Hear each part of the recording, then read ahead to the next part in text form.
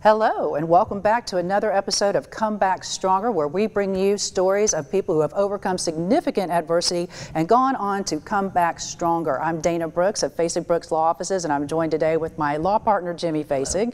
Jimmy, we have got a guest today who is also a lawyer, John Koufos.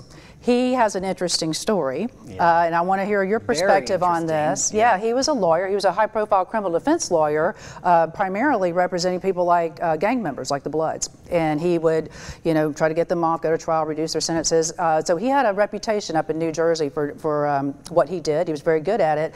And like a lot of lawyers, the stress and all that of helping his clients kind of started eating at him. So he's managing it and self-medicating with alcohol. And he found himself to be a very, what he said, unfortunately, high-functioning alcoholic. So he said when he wasn't representing people, he was drinking. And he was drinking one time, as he often did, impaired, and he hurt somebody really badly. And that started a whole cycle for him. It sure did. And what I love about the story, though, is that he learned some lessons along the way. He ended up going to prison because of it. Right. And while he was in prison, he saw some needs that people that are going through the prison system have. Something gave him a totally different perspective than he had as a defense attorney. And he saw a need that when he got out, he decided to fulfill that need. And so this is a great comeback story, is when you go through some challenges, and then overcoming those challenges, you learn lessons along the way, and then you learn the lessons that you learn and use those lessons to help society. That's exactly what John Koufos has done. Yeah, and I'm so excited we got the chance to interview him, because he has really blown up. He's talking to important people about important criminal reform issues. So when we get back, we'll have our first part of our two-part interview with him. So stay tuned. You know what I love about reading client reviews and getting the letters from our clients is I love to see that our clients know that we walk our talk. To me, that's incredibly important. I got a review from one of my clients. She says, "I'm not just mashing stars on my phone. This law firm deserves all 5 stars and more." She couldn't walk. She was on a scooty chair because she had a fractured ankle. She couldn't work. She's a single mom. And she said, "Kimmy, I need help and I need it now." And her case was not a clear liability case. It was a tough case. And I said, "All right, I'm gonna do everything I possibly can for you." Let's do this. And within 3 months, we got it settled. I'd like to thank you from the bottom of my heart. If I could be in a commercial to tell my story, I would. Oh, here she is. She's in it now. And we are back. This is the first of our two-part interview with John Koufos. John Koufos, thank you so much for being with us today. Thanks for having me. You're a former defense attorney, now turned criminal justice reform advocate. But the journey from point A to point B was kind of a long and treacherous one. Can you give us a little bit about your background? Sure. So I grew up in the great state of New Jersey. We're required to say that if you're from New Jersey, and it is true.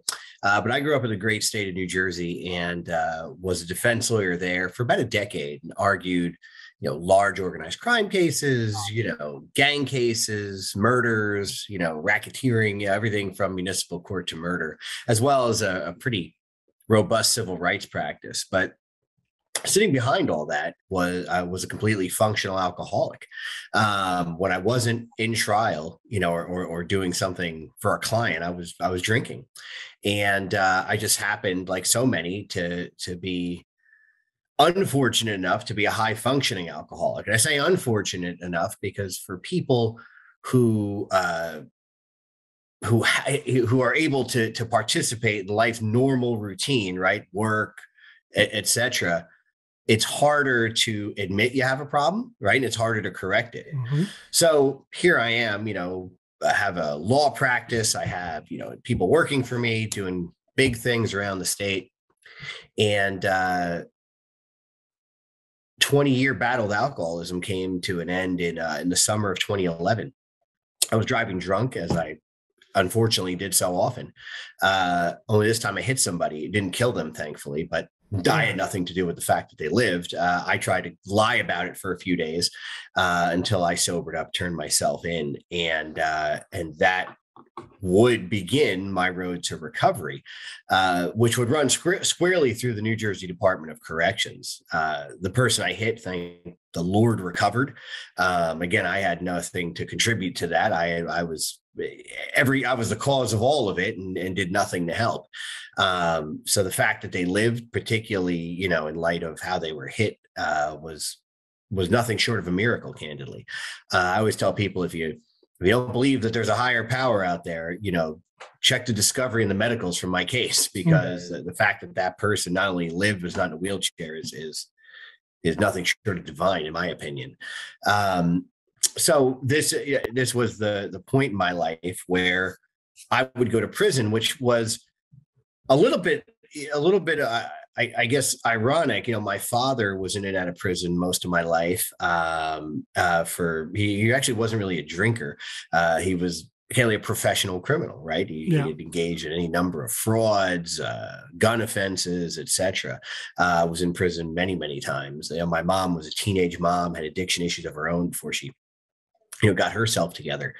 So the fact that I ended up in prison wasn't a surprise. But I guess at that age it was. I think I was 33 or 34 at the time. And you of course were a defense attorney at the time, so you knew the court system. But if I'm not mistaken, you pled guilty.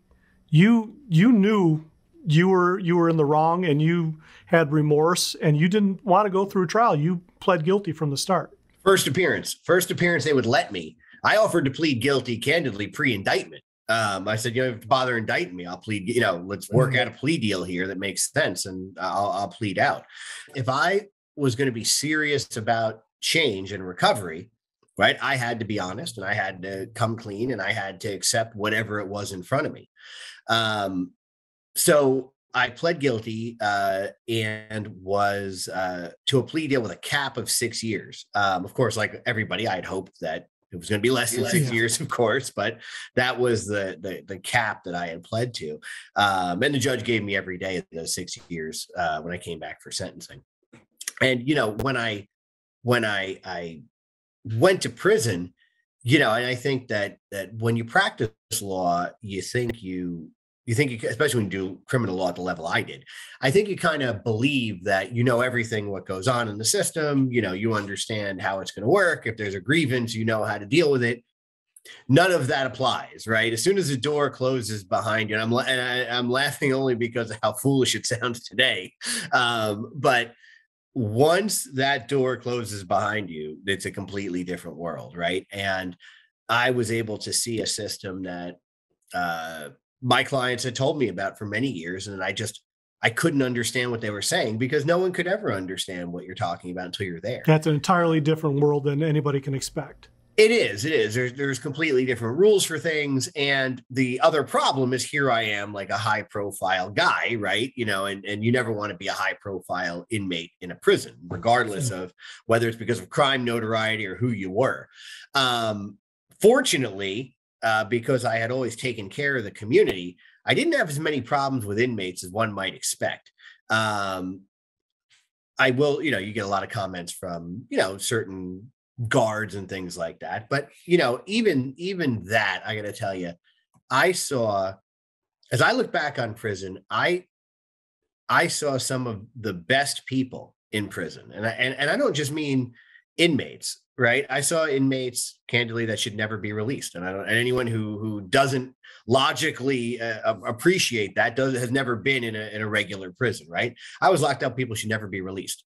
But I was locked up with tremendous talent, tremendously talented people, tremendously smart people. People never had a first chance, forget second chance. Yeah. You know, the most surprising thing to me was that nobody asked me for money, which is good because I was going bankrupt. But nearly everybody asked me for a job. And it was so fascinating to me, because here I am wearing orange or khaki, depending on the day, just like everybody else. But I was in many cases, the only time another inmate had even dealt with anybody at a one-to-one level who might have access to a job for them. And when you lock with another person, you learn a lot about them, right? You know, you learn, you know, where their life often went wrong, but you learn These people most of them want to take care of their kids. They want to reunify with their families, right? They want to pay child support. They want to pay fines. They want to move on with their lives and never come back to these places, but they don't necessarily know how, right? And I think that because that was one conversation, that was like 50 conversations while I was there. So I always remembered that. And I always saw ridiculous barriers put in people's way that prevented success, like simple things like no one got them an ID, right? So, or there would be an old fine or fee from God knows when. So they go out to parole because New Jersey has parole, and then they would be sent back.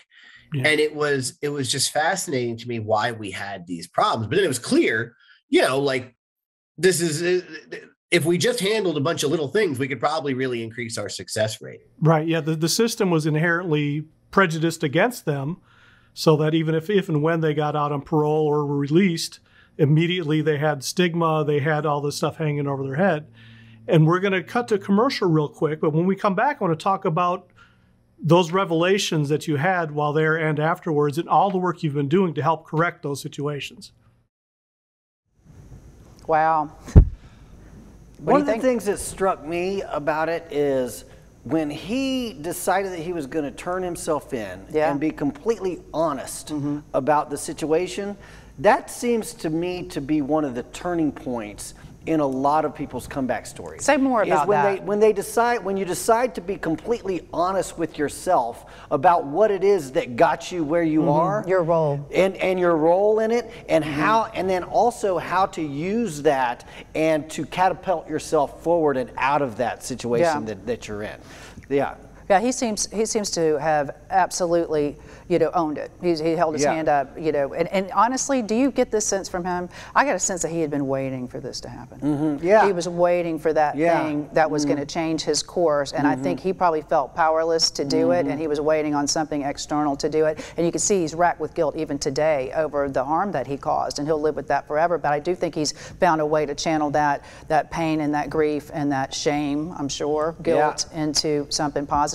I like that when he went to prison, he was of the mindset to see it with his eyes open. He could have been smug as a criminal defense lawyer, like, I know this, I got this, I just get some money to this guy, I do this, and I can probably still get my alcohol and my drugs and all that stuff. He didn't go in like that. I think that's absolutely fascinating, is that a lot of times what we see in these comeback stories is that it's compassion or love for other people, or for sometimes a particular person that drives someone to really come back stronger. Right. And that's exactly what he did. Yeah, and so many people, again, who can't do it for themselves, once they hit their personal rock bottom, they find that if they can help other people, that helps them keep their momentum going. It's not enough to do it just to change their own lives. But we're going to stop just for a break. We'll come back right after that, and we will have our second segment of the interview with John Koufos.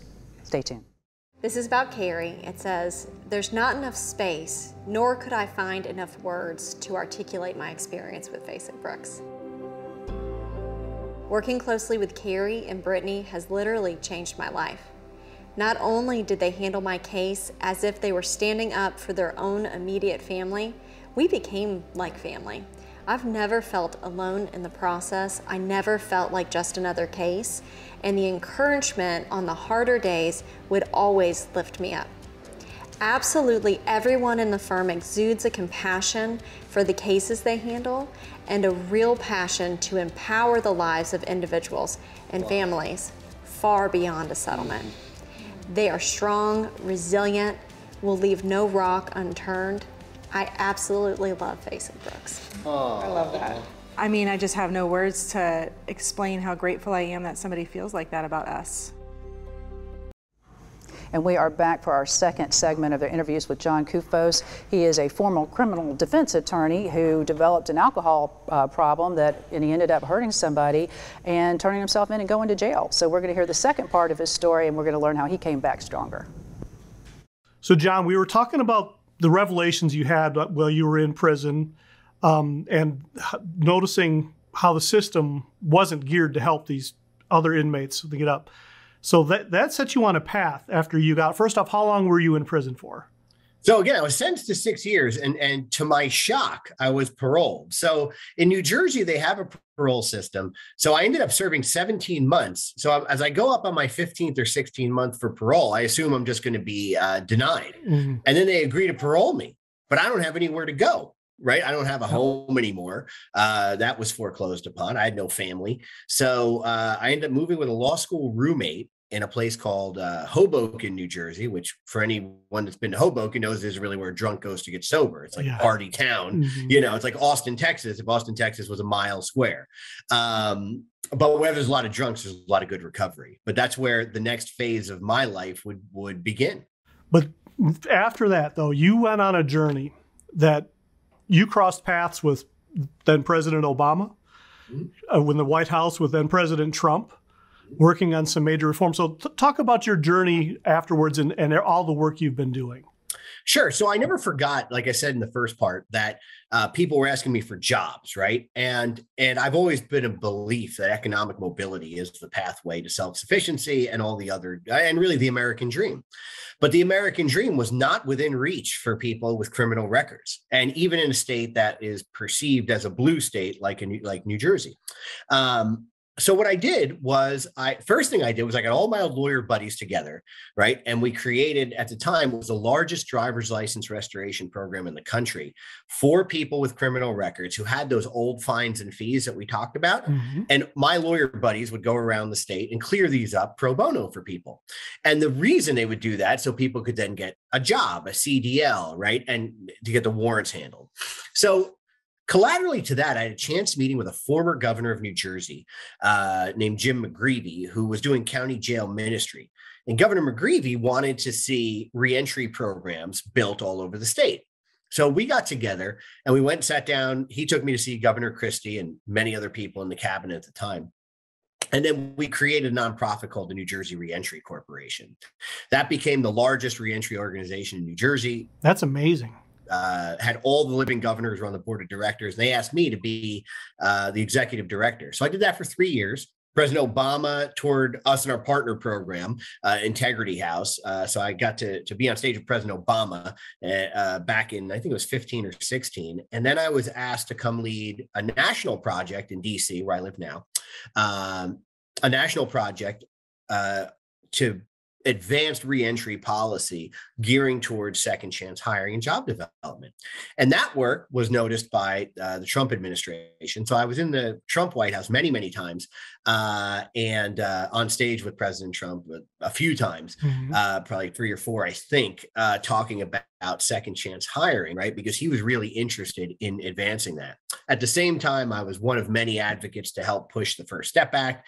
And I worked with dozens of governors around the country to advance similar reforms around the country. So I did that. And then when that project was up, I've just been doing different projects. Most recently, last year, we did a big second chance hiring training and documentary called Retaining Talent. And what that was about, JP Morgan, obviously the international bank, one of the largest banks on the planet, has been really interested in the second chance hiring space. And JP Morgan's Florida office wanted to capitalize on Florida's hot economy, right? I think you have some statistic there. It's only 62 applicants for every 100 job openings or something like that. And there's this overlooked talent pool in Florida of people with criminal records, right? Yeah. Appropriate people with criminal records, meaning people who are qualified for the job, aren't going to cause any problems to the employer, but just so happen to have a record. And now, retaining talent is, they're talking about doing it nationally. Wow.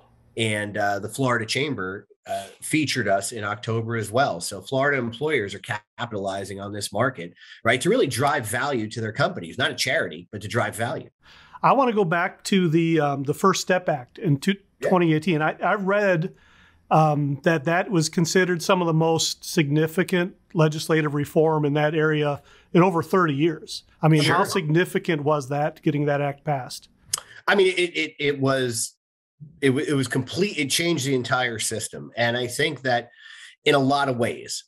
So first and foremost, what it did was it helped level some of the sentencing disparities in this country. It created a compassionate release mechanism an expansive compassionate release mechanisms. If you had people who are no danger, but are candidly, might be on dialysis, they might be too sick, they might have a dying relative at home that are not a public safety risk. There's a whole assessment to ensure that they're not a public safety risk from the federal prison system. They can go home and either die with dignity or take care of their family. It created pre-release custody, which is really interesting. So like Florida, the federal system has no parole. So you do 85% of whatever number you're given, almost identical to your state in Florida, right? So what they did was they never shortened sentences, but what they did was they took certain classes of people and allowed them to serve their time, retaining inmate status, but in the community, right? People who are deemed no risk and don't have certain disqualifying offenses. So what happens is you have people who have the sword over their head, right? If you mess up, you're going right back to federal prison, wherever you were. But if you don't, you have a chance to get a jump start on rebuilding your life, which candidly adds tax bases to the community and reduces recidivism long term. Fascinating. And I was very lucky to be to be in the Oval Office with President Trump when that was signed, and was able to chat with him both before, after, and during. And I think the hidden effect of the First Step Act, though, that people don't realize, because if you're not like a policy wonk like me, right, in this space, is that it catalyzed other states to do other types of criminal justice reforms who may not have been so interested in it previously, or may have thought it might be a political risk. So you started to see more conservative states, right, saying, wait a second, if President Trump could do this without compromising public safety, maybe we can do something too. So you started seeing laws pop up in Mississippi, the Carolinas, all these other places that are certainly not going to be thought of as tough on crime, or excuse me, as soft on crime. They're certainly not going to be thought of as soft on crime areas, but there are reforms, including your home state of Florida. Well, John, I want to thank you so much for being with us this afternoon. Thank you for everything you're doing. Real quick, if somebody wants to learn more or get in touch with you, how would they do that? Yeah, I think there's two places. You can watch what the exciting work we did in Florida at retainingtalent.org. retainingtalent.org. And if you contact us, it comes right to me anyway.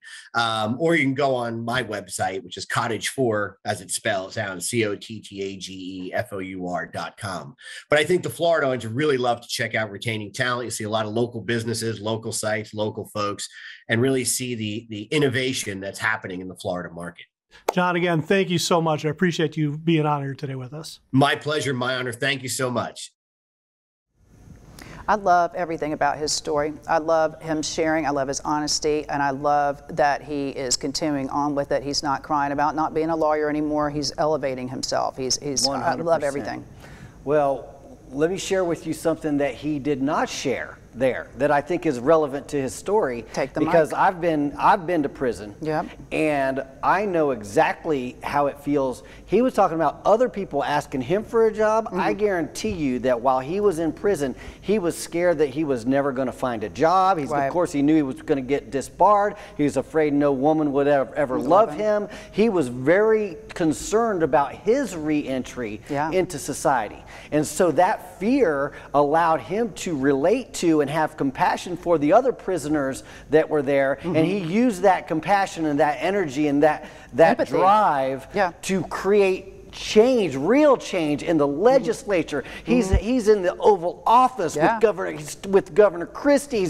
This guy is really making something of himself. And you notice what he said? Well, it seemed like he didn't go out there to try to become some rich lawyer again. Yeah. He said he came out and he wanted to make a difference. Right. And that's exactly what he did. Well, he saw so much wasted human capital. Yeah. And there's so many people, when you get to a certain age or when you are incarcerated, a lot of people, you're done. You have no more worth. We don't need you in society anymore. And he's saying, no, you're sitting on a lot of talent here. Yeah. And let's do something about it. Let's do some things that make sense. When we come back after the break, I want to talk about the thought of restorative justice or criminal justice reforms and something outside of that, one size fits all, one path approach to criminal justice. So very exciting interview. We're going to wrap up our discussion of John Koufos right after the break. So I think one of the important roles that a female lawyer has is understanding the family dynamic. The more you understand what people do for their families, the more money you can get people when they're injured and they can't service their families by everything that they're doing at home and at work. Right. And I don't want to say that men don't understand that family dynamic, but I do think that statistics show that women understand that family dynamic more and can empathize and sympathize with it because of our own roles in our own homes. Right, and it helps offset some of these assumptions about women's claims, which is that they're inherently valued lower, it's easier to replace the things that they do, they're more menial, they're not higher earning career professionals. When you look at everything they do, and what the negligence of the wrongdoer has cost them and this whole entire family, that adds up pretty fast. And you've got to have somebody who is looking out for you and knows to go after every single thing you are owed. And we are back. We have seen the two-part interview of John Koufos. He was a former criminal defense attorney in New Jersey, high-profile guy, represented gangs mostly. And then he developed an alcohol problem, hurt somebody, driving drunk, went to prison. And when he got there, he learned that he was wrong about a lot of things. He was seeing things for the first time, seeing some potential in some people for the first time, and he thought, this is being wasted, let me do something, let me help people. And he went out, he's been engaged politically at the highest levels. Looks like pretty bipartisan efforts. He's just, he's about the mission, not the politics, and he's made some serious changes. He's talking about criminal reform, like not just not the, you know, you're in the system, this is how it's going to go, you got a record, you're never going to work honestly again, that sort of thing. And he's looking at, wait, are there ways that we can change that so this path isn't always the same? America is #1 in the world we put everybody in per capita people being in prison or in jail. #1 in the world. That's, you know why? Because we privatized our prisons. There's a lot of shareholders getting money off that. Well, I'll tell you what though, but he recognized a problem because from inside the system, he recognized a problem and he decided that he was going to do something about it. Yeah, and that's what it's all about. So at the knowledge and the wisdom that he gained, you can see here's a man that is now completely sober. He's making a huge impact, and you can kind of tell by talking to him that despite all that, he still carries around with him the guilt of the damage that he did when he hurt somebody from drunk driving. But what he's done is he's used that guilt and that pain as a motivator because he's trying to fix his karma. He's trying to make reparations. He's trying to change the world in a better way to make up for the damage that he's done. He's taken something good out of something very bad. And you know, his program works. You know, his people in his programs, you have 63% of the 1,200 people found jobs, only 19% recidivism. You're expecting that to be 100%. So he's got data to back up his programs. He's doing big things. If you have an important Comeback Stronger story, let us know about it. We'd love to feature them on the show. We'll see you next time. Take care. Bye, everybody. You know, we get so much that thanks us about what we do in the community. I like this one because they recognize the show.